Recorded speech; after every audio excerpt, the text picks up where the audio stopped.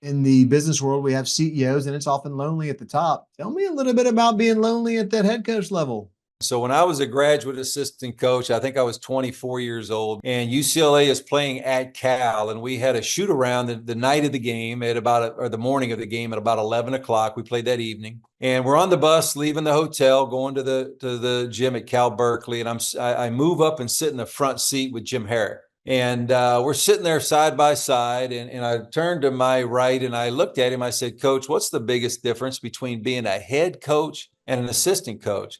And honestly, I was expecting this real elaborate, amazing, profound answer. I was ready for the story. Here it comes. And he looked around a little bit and he looked over his left shoulder right at me. And he just looked and said, "Lonely." That was the only thing he said. And not only was it profound, when I became a head coach, he was right. What happens is when you sit in that seat and the buck stops with you, which is a great position to be in. I loved being a head coach. I loved being in charge. But there are a lot of times when you shut the door and you've taken all the input. I've taken all the input from my assistants, and they've made some amazing suggestions, some good, some bad, some I like, and I've taken all those suggestions. You shut the door and you realize I have to make the decision.